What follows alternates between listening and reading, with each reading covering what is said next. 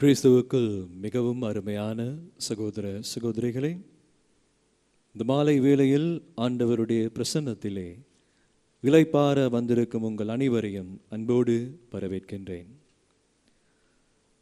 ஆதியில் நீரின் மீது அசைவாடிய பரிசுத்த ஆவியானவர், எங்கெல்லாம் இந்த ஆவியானவர் தழுவப்பட்டாரோ அங்கெல்லாம் இயேசு மனு உருவானதை நாம் வாசிக்கின்றோம். அன்னை மரி இந்த ஆவியை தழுவிக்கொண்ட பொழுது அவருடைய கருவிலே இயேசு மனு உருவானார். மேலறையில் சீடர்கள் அக்கினின் வடிவில் இந்த ஆவியானவரை தழுவிக்கொண்ட பொழுது அங்கேயும் இயேசு மனு உருவானார். இன்று இயேசு நம்முடைய உள்ளத்திலும் இல்லத்திலும் மனு உருவாவதற்கு, நம்முடைய உள்ளத்திலே எழுந்தருளி வருவதற்கு நம்முடைய பரிசுத்த ஆவியை நாம் இப்போது தழுவிக்கொள்ளப் போகின்றோம். பரிசுத்த ஆவியை பார்த்து, ஆவியே எம்முடைய மத்தியிலே எங்கள் மீது எழுந்தருளி வாரும், உம்முடைய வல்லமையால் எம்மை நிரப்பும், உம்முடைய அக்கினியால் எம்மை நிரப்பும், உம்முடைய ஆசீரால் எம்மை நிரப்பும், வாரும் தூய் ஆவியே என்று அந்த ஆவியை அழைத்து நாம் இப்பொழுது அனைவரும் எழுந்திருந்து பரிசுத்த ஆவியை நோக்கி பாடுவோம்.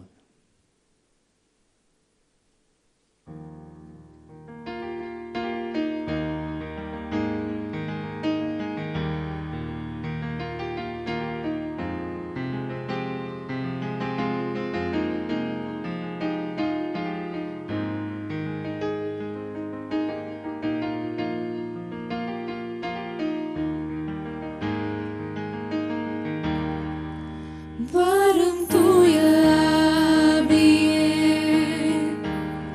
உம் பிரசன்னத்தை வாஞ்சிக்கிறோம். உம் வல்லமையால் எம்மை நிறைத்து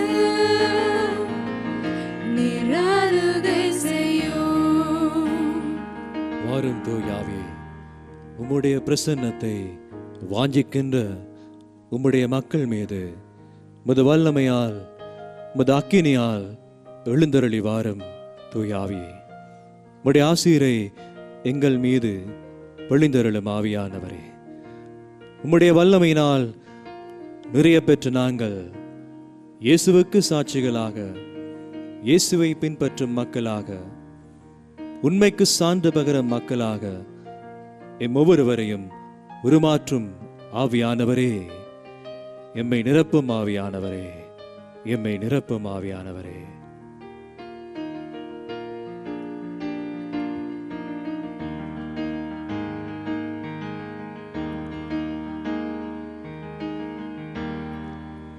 வாரும் தூய ஆவியே,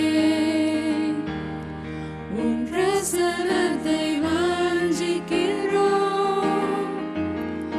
உம் வல்லமையால் எம்மை நிறைத்து நீராளுகை செய்யும். வாரும் தூய ஆவியே. வாரும் ஆவியே. ஆண்டவர் இயேசு, வார்த்தையான ஆண்டவர், என்னுடைய உள்ளத்திலே, என்னுடைய இல்லத்திலே உருவெடுக்க மனு உருவாக என்னுடைய உள்ளத்திலே எழுந்தருளி வாரும் ஆண்டவரே, ஆவியானவரே.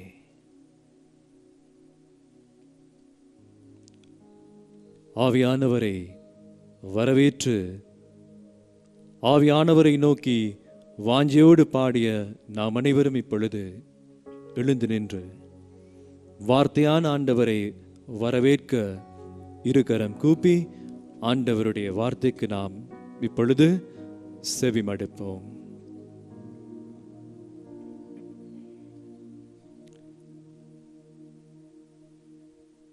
புனித லூக்கா எழுதிய நற்செய்தியிலிருந்து வாசகம். ஆண்டவரை மாட்சிமக்கே. நேரம் ஆனதும் இயேசு திருத்தூதரோடு பந்தியில் அமர்ந்தார். அப்போது அவர் அவர்களை நோக்கி, நான் துன்பங்கள் படுமுன் உங்களோடு இந்த பாஸ்கா விருந்தினை உண்பதற்கு மிக மிக ஆவலாய் இருந்தேன்.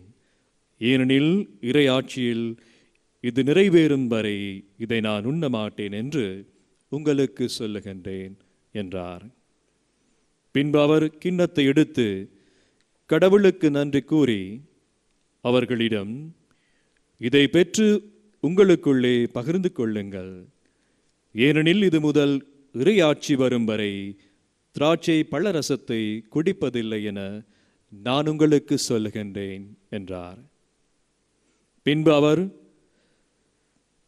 அப்பத்தை எடுத்து கடவுளுக்கு நன்றி செலுத்தி அதை பிட்டு அவர்களுக்கு கொடுத்து, இது உங்களுக்காக கொடுக்கப்படும் என் உடல், எனது நினைவாக இதை செய்யுங்கள் என்றார். இது வாழ்வதரும் நம் ஆண்டவர் இயேசு கிறிஸ்துவின் நற்செய்தி. கிறிஸ்துவே உமக்கு புகழ். அமர்ந்திருப்போம். கிறிஸ்துவுக்குள் மிகவும் அருமையான சகோதர சகோதரிகளே, எங்களோடு நெருங்கி பழகியவர்கள், ரொம்ப நெருக்கமாக இருந்தவர்கள் எங்களை விட்டு போகும் பொழுது, அப்படி இல்லாட்டி நாங்கள் நெருங்கி பழகினவர்களை விட்டு நாங்கள் போகும் பொழுது பொதுவாக நாங்கள் ஏதாவது ஒரு பரிசு பொருளை வழங்குவது உண்டு. குருவானவர்கள் உங்களுடைய பங்கிலிருந்து போகும் பொழுது உங்களுக்கு அனுபவம் இருக்கும். ஃபாதர்ஸ்மாருக்கு நீங்களும் சூனியர் கொடுத்துருப்பீங்க. மரியாயின் சேனை, இறையிறக்க சபை, இந்த சபை அந்த சபைன்னு சொல்லி ஒவ்வொரு சபையிலிருந்தும் பங்கிலிருந்து பிரியாவிடை பெற்று செல்லும் குருவானவருக்கு நினைவு பரிசில்கள் கொடுப்பாங்க. நானும் அப்படி நினைவு பரிசில்கள் பெற்றிருக்கின்றேன். இந்த நினைவு பரிசில்களை கொடுக்கிறவர்கள் சொல்லுவாங்க, ஃபாதர் எங்களுடைய ஞாபகமாக இதை வச்சுக்கொள்ளுங்க அப்படின்னு. அன்பானவர்களே, ஆண்டவர் இயேசுவும் தான் பாடுபடுவதற்கு முன்பு, இந்த உலகை விட்டு தந்தையிடம் எழுந்தருளி செல்வதற்கு முன்பு, தான் ஒன்றாக 3 வருடமாக வாழ்ந்த சீடர்களை விட்டு செல்வதற்கு முன்பாக அவர்களுக்கு ஒரு பிரியாவிடை பரிசு கொடுக்கின்றார், நினைவு சின்னம் கொடுக்கின்றார். அது வேறு எதுவும் கிடையாது, நற்கருணை. நற்கருணையை நம் ஆண்டவர் இயேசு பெரிய வியாழக்கிழமை அன்று தன்னுடைய நினைவு பரிசாக சீடர்களுக்கு விட்டு செல்லுகின்றார். நாங்கள் கொடுக்கின்ற நினைவு பரிசுக்கும் ஆண்டவர் இயேசு கொடுக்கின்ற இந்த நினைவு பரிசுக்கும் ஒரு பெரிய வித்தியாசம் இருக்கிறது. நாங்கள் யாருக்காவது ஒரு சுவனியர் நினைவு பரிசு கொடுக்கும் பொழுது நாங்கள் சொல்லுவோம், எங்களுடைய ஞாபகமா இதை வச்சுக்கொள்ளுங்க. ஆனால் ஆண்டவர் இயேசு அன்பானவர்களே, தன்னுடைய நினைவு பரிசை கொடுத்த பொழுது, நற்கருணையை கொடுத்த பொழுது அவர் சொன்னது, என்னுடைய நினைவாக இதை செய்யுங்கள், என்னுடைய நினைவாக இதை வைத்துக் கொள்ளுங்கள் என்று சொல்லி ஆண்டவர் இயேசு ஒரு பொழுதும் சொல்லவில்லை. மாறாக ஆண்டவர் இயேசு சொன்னது, என்னுடைய நினைவாக இதை செய்யுங்கள். இன்னைக்கு நானும் நீங்களும் அன்பானவர்களே இந்த நற்கருணையினுடைய இந்த பரிமாணத்தை ஆழமாக ஆண்டவருடைய சன்னிதானத்திலே தியானிக்க இருக்கின்றோம். ஆண்டவருடைய இயேசுவினுடைய நினைவாக நற்கருணையை செய்வது என்று சொன்னால் என்ன என்பதை பற்றி ஆழமாக நாங்கள் இன்று சிந்திக்க இருக்கின்றோம் அன்பானவர்களே. நம்முடைய பரிசுத்த பாப்பரசர், தற்பொழுது இருக்கிற பாப்பரசருக்கு முன்னால் இருந்த பாப்பரசர் 16ஆம் பெனடிக்ட் ஆசீர்வாதப்பர் பாப்பரசர் ஒரு அழகான சுற்றுமடல் எழுதினார். அந்த சுற்றுமடலில் 3 பகுதிகளை அவர் தயார்படுத்தினார். சக்ரமென்தும் கரிதாதிஸ் என்று சொல்லப்படுகின்ற சுற்றுமடல். இந்த முதலாவது பகுதியில் நற்கருணை விசுவசிக்கப்பட வேண்டிய மறையுண்மை என்று முதலாவது பகுதியில் பாப்பரசர் கூறினார். இரண்டாவது பகுதியில் கூறினார், நற்கருணை வழிபட வேண்டிய, கொண்டாடப்பட வேண்டிய மறையுண்மை என்று விவரித்தார். மூன்றாவதும் இறுதியுமான பகுதியில் பாப்பரசர் திருத்தந்தை சொல்லுகின்றார், நற்கருணை வாழப்பட வேண்டிய மறையுண்மை, விசுவாசிக்கப்பட வேண்டிய, கொண்டாடப்பட வேண்டிய, வாழப்பட வேண்டிய மறையுண்மை என்று திருத்தந்தை அழகாக சொல்லுகின்றார். அன்பானவர்களே, இவ்வளவு காலமும் நாங்கள் நற்கருணையை நம்பியிருந்தோம், விசுவசித்தோம். நற்கருணை மட்டில் எந்த விதமான ஐயத்திற்கும் இடம் கிடையாது. நாங்கள் முழுமையாக கிறிஸ்தவர்கள், கத்தோலிக்கர்கள் என்ற வகையில் நாங்கள் நற்கருணை மீது அசைக்க முடியாத ஆழமான விசுவாசத்தை, நம்பிக்கையை கொண்டிருக்கின்றோம். நாங்கள் முதல் நன்மை பெற்ற அந்த சந்தர்ப்பத்திலே இயேசு நற்கருணையில் உண்மையாகவே மெய்யாகவே பிரசன்னமாக இருக்கின்றார் என்பதை நாங்கள் விசுவசித்து திவ்ய நற்கருணையை பெற்றுக்கொண்டோம். இதை பார்த்து கொண்டிருக்கின்ற எந்த ஒரு கத்தோலிக்கருக்கும் நற்கருணை மீது சிறிதளவேனும் கடுகளவேனும் ஐயத்திற்கு இடமில்லை என்பது என்னுடைய நம்பிக்கை. நாங்கள் எல்லோருமே அன்பானவர்களை நற்கருணையில் ஆண்டவர் இயேசு முழுமையாக பிரசன்னமாக இருக்கின்றார் என்பதை எவ்விதமான ஐயத்துக்கும் இன்றி நம்புகின்றோம், விசுவசிக்கின்றோம். ஆகவே தான் பூசைக்கு போயிட்டு நற்கருணையை பெற்றுக்கொள்ளுகின்றோம். அதே போல் அன்பானவர்களே, இவ்வளவு காலமும் நாங்கள் நற்கருணையை கொண்டாடினோம். திருப்பலி பூசையில் நாங்கள் கொண்டாடினோம், வழிபட்டோம். நற்கருணை விருந்தில் பங்கெடுத்து நாங்கள் வெகு விமரிசையாக கொண்டாடினோம். நற்கருணையை நாங்கள் வழிபட்டோம். அன்பானவர்களே, இன்று ஆலயங்கள் மூடப்பட்டு திருப்பலிகள் நடைபெறாது, என்னுடைய சொந்த பங்கு ஆலயத்தில் திருப்பலியில் பங்கெடுக்க முடியாத நிலையில் நானும் நீங்களும் வாழ்ந்து கொண்டிருக்கிற இந்த சூழ்நிலையில் இந்த தியானம், இந்த கோணத்தில், இந்த பரிமாணத்தில் நற்கருணையை பற்றி நாங்கள் தியானிப்பது அவசியமான ஒன்றாக அமைந்திருக்கிறது. அன்பானவர்களே,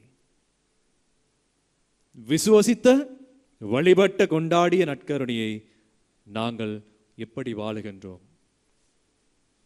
நமக்கு இப்பொழுது நற்கருணையை கொண்டாடுவதற்கு, வழிபாடு செய்வதற்கு ஆலயங்கள் மூடப்பட்ட இந்த நிலையில் அன்பானவர்களே, நானும் நீங்களும் நற்கருணை எப்படி வாழுகின்றோம், நற்கருணை எப்படி செய்கின்றோம்? நற்கருணையை செய்வது என்று சொன்னால், என்னுடைய நினைவாக இதை செய்யுங்கள் என்று ஆண்டவர் இயேசு உங்களையும் என்னையும் பார்த்து சொல்லுகின்றார் என்று சொன்னால், எனது நினைவாக இதை வாழுங்கள் என்று சொல்லுகின்றார். ஆமேன் என்று சொல்லி நாவை நீட்டி நாங்கள் நற்கருணையை பெற்றுக்கொண்டு வீடுகளுக்கு செல்லுகின்ற நானும் நீங்களும் நற்கருணை வாழ வேண்டும். உங்களுடைய வாழ்வு நற்கருணை வாழ்வாக மலர வேண்டும் என்று ஆண்டவர் இயேசு விரும்புகின்றார். பிரியமானவர்களே, ஆக நற்கருணை வாழ்வு அப்படின்னா என்னது? ஆண்டவர் இயேசு இந்த நற்செய்தி பகுதியில் முதலாவதாக என்ன செய்கின்றார்? நற்கருணை நிறுவிய இந்த சந்தர்ப்பத்திலே அன்பானவர்களே, ஆண்டவர் இயேசு நற்கருணையை அப்பத்தை கையில் எடுத்து முதலாவதாக இறைப்புகள் கூறுகின்றார், நன்றி கூறுகின்றார்.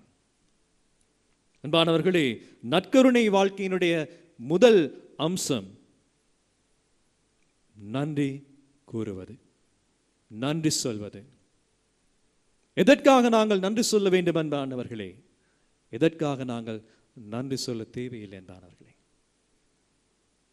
ஆண்டவருக்கு நன்றி சொல்வதற்கு அநேக காரியங்கள் என்னுடைய வாழ்க்கையில், உங்களோட வாழ்க்கையில் இருக்கிறது என்றானவர்களே.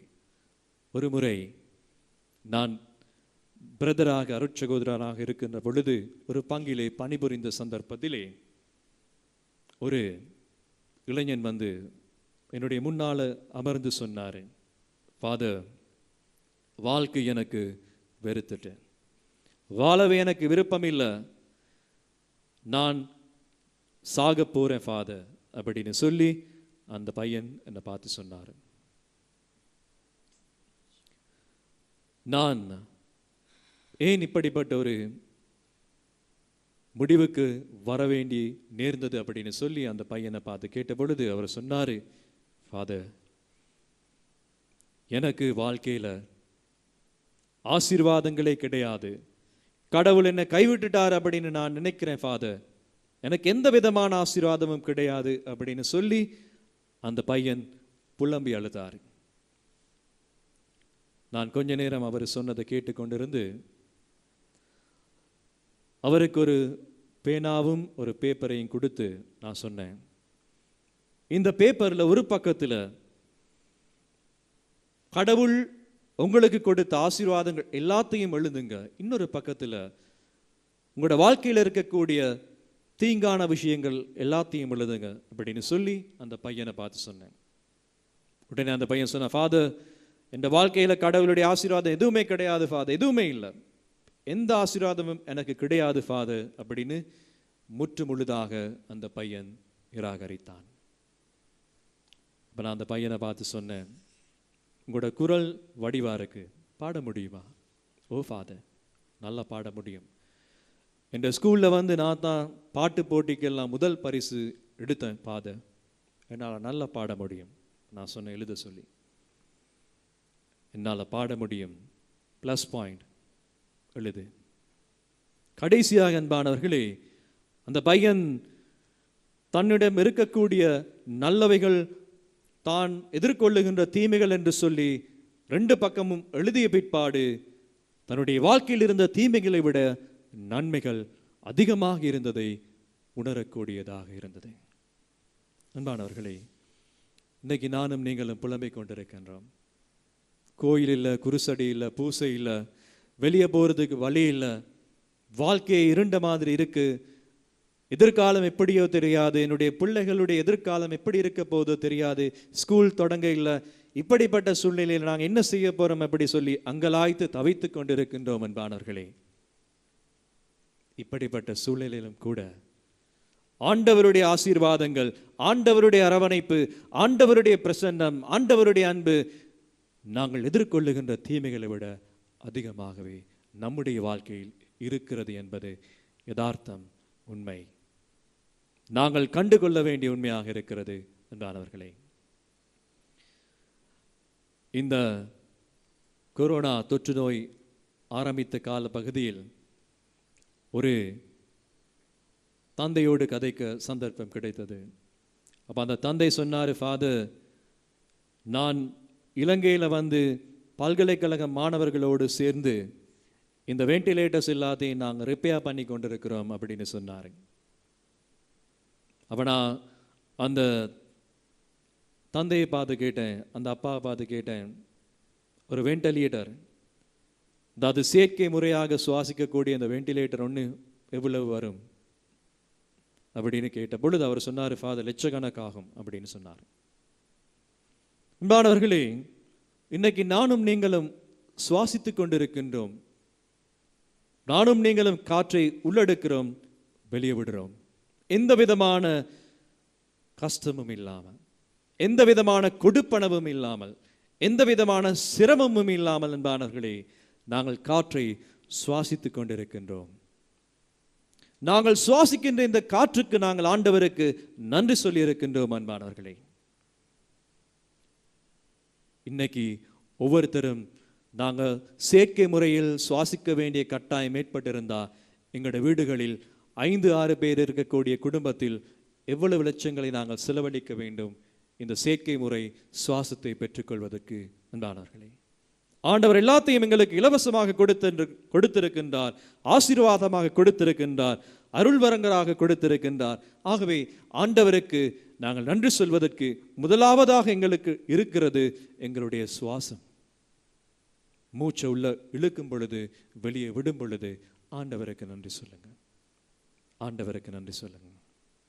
அன்பானவர்களே, இஸ்ரேல் மக்கள் வாக்களிக்கப்பட்ட தேசத்தை நோக்கி பயணித்த பொழுது முணுமுணுத்தார்கள். எகிப்தில் எங்களுக்கு இறைச்சி கிடைச்சது, உணவு கிடைச்சது, தண்ணி கிடைச்சது, எங்களுக்கு இந்த பாலைவனத்திலே ஒன்றுமே கிடையாது, நாங்கள் சாகப் போகிறோமே என்று சொல்லி மோய்சனுக்கு எதிராக, கடவுளுக்கு எதிராக இஸ்ரேல் மக்கள் முணுமுணுப்பதை பார்க்கிறோம்.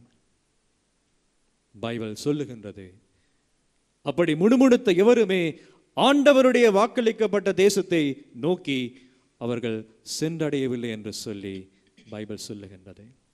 அன்பானவர்களே, இன்று நானும் நீங்களும் என்னுடைய வாழ்க்கையில் இது இல்லையே அது இல்லையே, என்னால் வெளியே போக முடியலையே, எனக்கு அப்படி இல்லையே இப்படி இல்லையே என்று சொல்லி நானும் நீங்களும் முணுமுணுத்து கொண்டு இருந்தோம் என்று சொன்னால், அன்பானவர்களே, ஆண்டவருடைய வாக்களிக்கப்பட்ட தேசத்தை சுதந்திரித்துக் கொள்ள முடியாது. ஆகவே முணுமுணுக்கிறதை விடுத்து நன்றி சொல்லுகின்ற உள்ளத்தோடு ஆண்டவரை நோக்கி நாங்கள் வருவோம் அன்பானவர்களே. ஆகவே நற்கருணை வாழ்க்கையினுடைய முதலாவது அம்சம் ஆண்டவருக்கு நன்றி சொல்லுகின்ற வாழ்க்கை, ஆண்டவர் கொடுத்த எல்லாத்துக்கும் நன்றி சொல்லுகின்ற வாழ்க்கை. அன்பானவர்களே, நற்கருணை வாழ்க்கையினுடைய இரண்டாவது அம்சம், ஆண்டவர் இயேசு நற்கருணை எடுத்து அப்பத்தை எடுத்து நன்றி சொல்லி அதை பிட்டு தன்னுடைய சீடர்களுக்கு கொடுக்கின்றார், பிட்டு கொடுக்கின்றார். நற்கருணை வாழ்க்கையினுடைய இரண்டாவது அம்சம் அன்பானவர்களே, உடைப்படுவதற்காக என்னுடைய வாழ்க்கையை ஆண்டவருக்கு கையளிப்பது, ஆண்டவரால் உடைப்படுவதற்கு தயாராக இருப்பது நற்கருணை வாழ்க்கையினுடைய இரண்டாவது அம்சமாக இருக்கிறது. பைபிள் அன்பானவர்களே, ஆண்டவர் தெரிந்து கொண்ட அனைவரையும் கடவுள் உடைத்தார் என்பது நிதர்சனமான உண்மை. எல்லோரையும் ஆண்டவர் உடைத்தார். ஆபிரகாம் முதல் ஆண்டவர் உடைத்தார். ஆபிரகாமை நோக்கி ஆண்டவர் சொல்லுகின்றார், உன்னுடைய மகனை எனக்கு பலியாக ஒப்புக்கொடு. ஆபிரகாம் மனமுடைஞ்சு போறாரு. ஆபிரகாமினுடைய மனம் உடைகிறது. ஆண்டவர் ஆபிரகாமை உடைச்சார். சவுலை ஆண்டவர் குதிரை மேலிருந்து விழ வைத்தார். மனமுடைஞ்சு போனார். அன்னை மரியாளை ஆண்டவர் உடைத்தார்.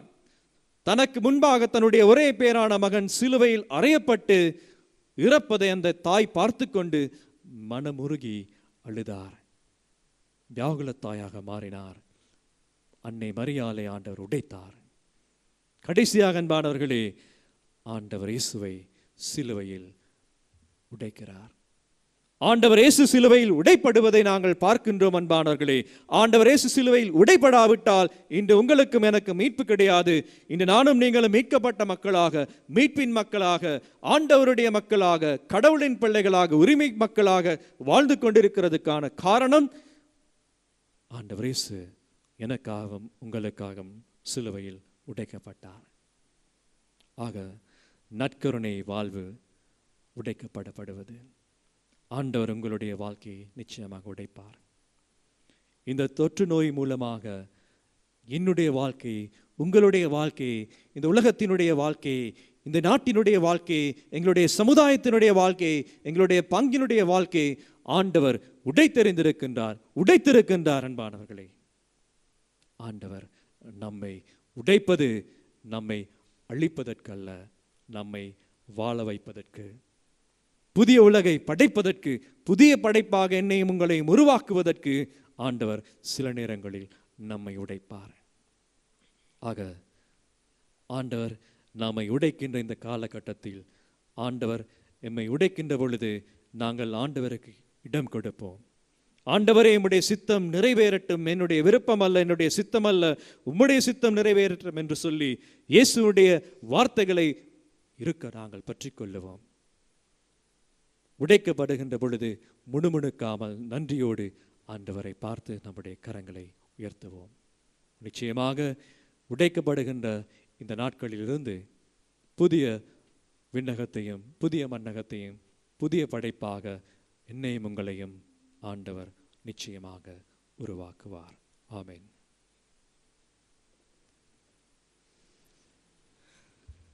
நாம் அனைவரும் இப்பொழுது முழந்தாளிலிருந்து ஆண்டவரை இயேசுவை நம்முடைய மத்தியிலே வரவேற்க ஆயத்தமாகவும்.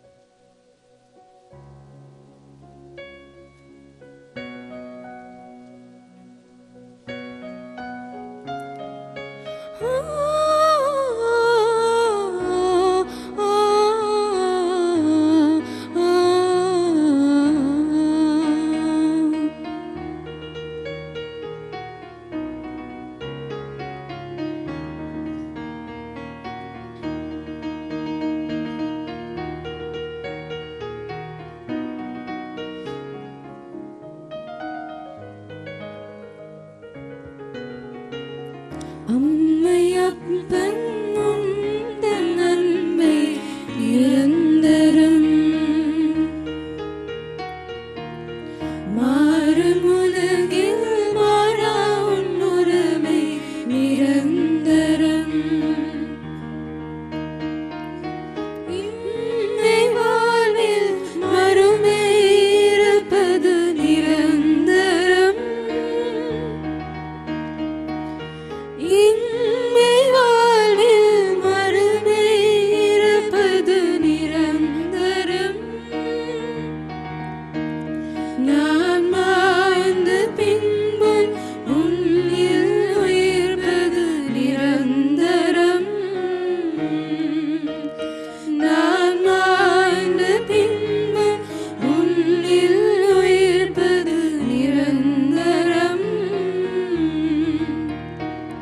நிரந்தரம் நிரந்தரம் நீயே நிரந்தரம் நிரந்தரம் நிரந்தரம் நீயே நிரந்தரம் நிரந்தரம்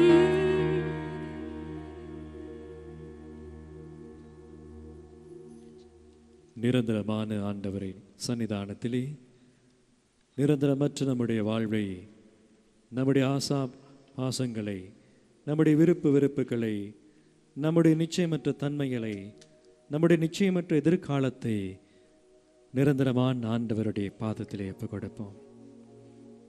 நிரந்தரமான ஆண்டவர் என்னையும் உங்களையும் வழி நடத்தி நிரந்தரமான நம்முடைய உள்ளிடம் நோக்கி என்னையும் உங்களையும் வழிநடத்தி செல்லுவார் என்ற நம்பிக்கையோடு நம்முடைய வாழ்வை, நம்முடைய நிச்சயமற்ற தன்மைகளை, நம்முடைய நிச்சயமற்ற எதிர்காலத்தை, நம்முடைய பிள்ளைகளுடைய எதிர்காலத்தை ஆண்டவருடைய சன்னிதானத்தில் ஒப்புக் கொடுப்போம். நிரந்தரமான ஆண்டவரை நாங்கள் பற்றிக்கொள்வோம். நிரந்தரமற்ற அனைத்தையும் நாங்கள் விட்டு விடுவோம். ஆண்டவர் என்றும் நிரந்தரமானவர், முடிவில்லாதவர். அவருக்கு தொடக்கமும் இல்லை, முடிவும் இல்லை. நிரந்தரமான ஆண்டவரை நாங்கள் பற்றிக்கொள்ளுவோம்.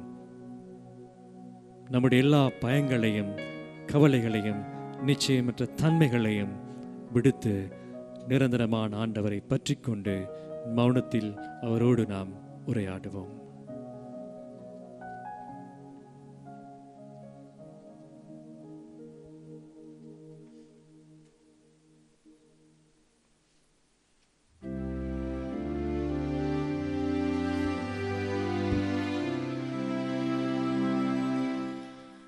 Tantum ergo sacramentum veneremur gemui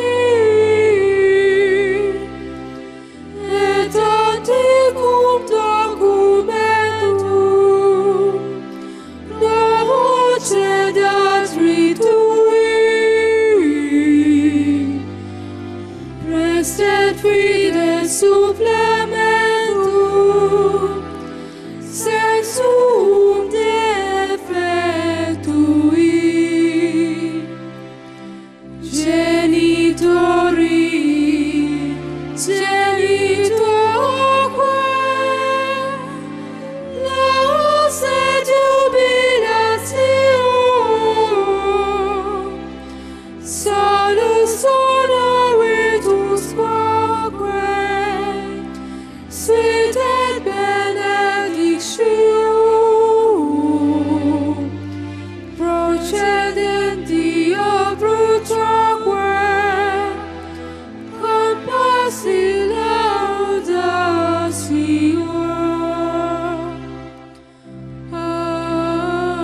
Amen.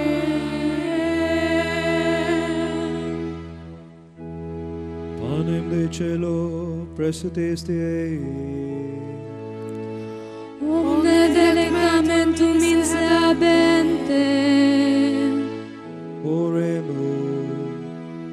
Deus, qui nobis sub sacramento miralibus passionis tua memoriam reliquisti, tribequesimus, Itanas corporis ex sanguis tui sacra mysteria, ut redemptionis tua fructum in nobis intius sacramentis essentiamur, qui vivis et regnas in saecula saeculorum.